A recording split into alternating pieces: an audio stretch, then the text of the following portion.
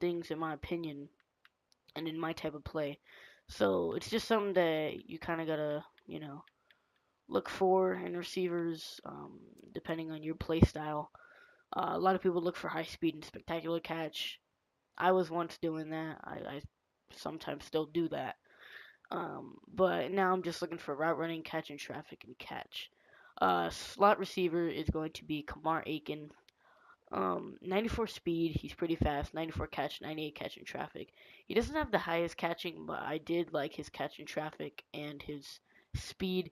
So that's what I went for. Also has high jumping, also being 6'2", and his blocking is very crucial as well. 72 run blocking, especially when he's in the slot. When you have someone in the slot, you're running towards or you're running behind someone or your slot receiver, and you're gonna need someone who can block for you and create that open field. So 66 impact blocking with 72 run block.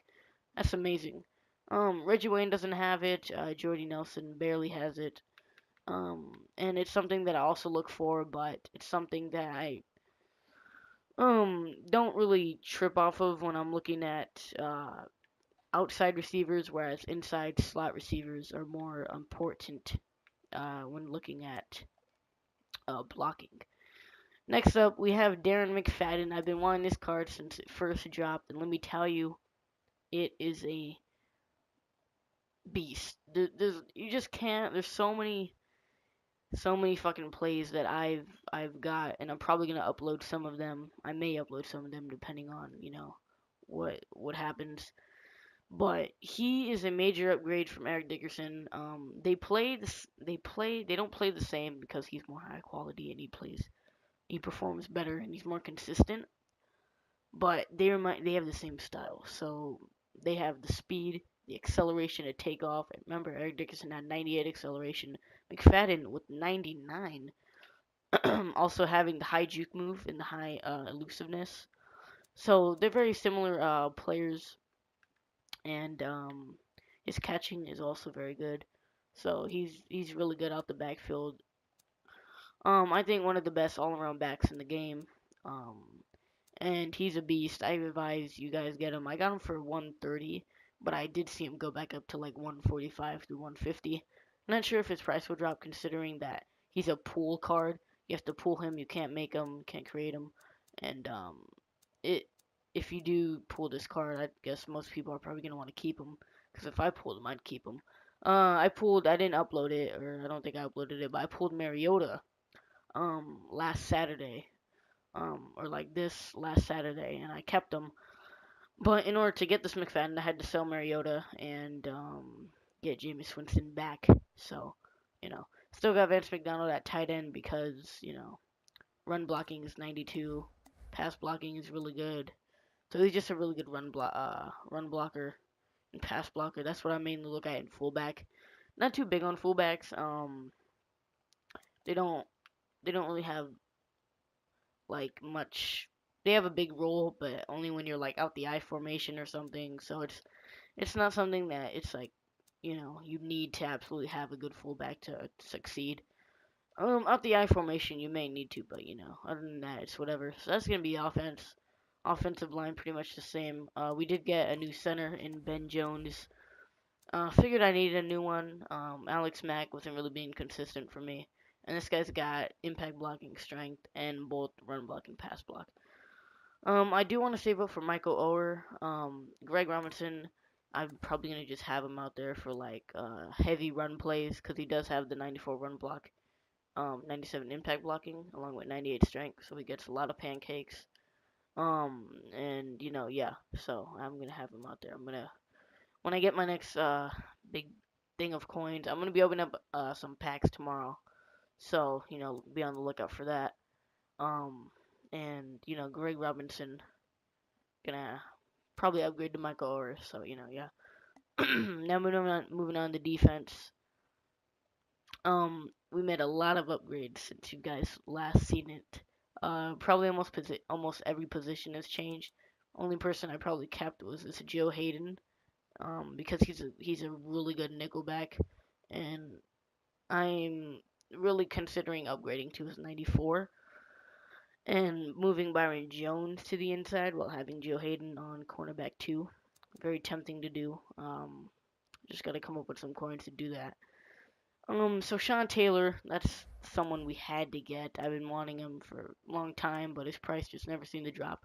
Got him for 85K yesterday, and he's been playing great for me. He's all over the field. He's everywhere. He's got the high hit power, forced a lot of fumbles. Great tackler. I've never seen anyone break a tackle from him since I've had him, and he's also great cover. I always see him going in for the interception, and he always gets it. So it's really good card. Shaq Thompson, I think we had him last time. I'm not sure. I think we might have. But he's great. Especially on like blitzes, he's got the speed to go in there. He could cover, he could catch. Great all around linebacker right there.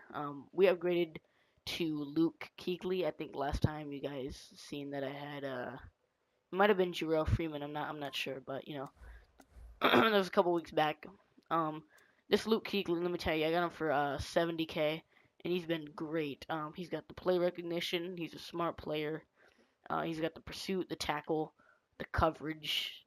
His hit power is only 88, but he's forced a couple fumbles for me, and not a bad catcher.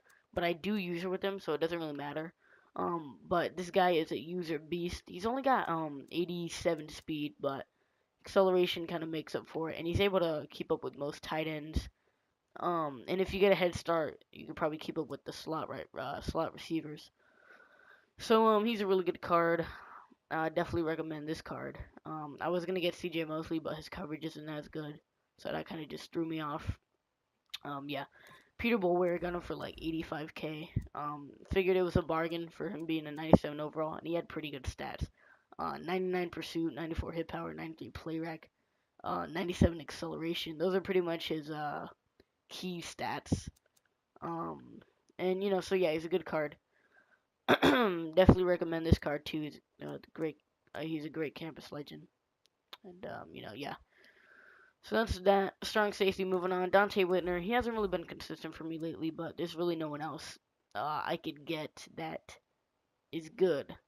I may move Sean Taylor over to strong safety, and then kind of just maybe get like a free safety, another free safety. Not sure. Um, Kind of considering that, like maybe I go out and get Harrison Smith and then put Sean Taylor at strong safety. It's really not a bad idea when you think about it. So it's just something that I'm considering. But Dante Whitner, 99 hit power, and he's dropped a lot of picks for me. Definitely, it's not someone I recommend, but kind of biased since I'm a Niners fan, so I kind of had to get him. But you know, yeah. Next up, cornerbacks, we got Rondé Barber, Byron Jones. So you know, they've been consistent for me. Here's our defensive line.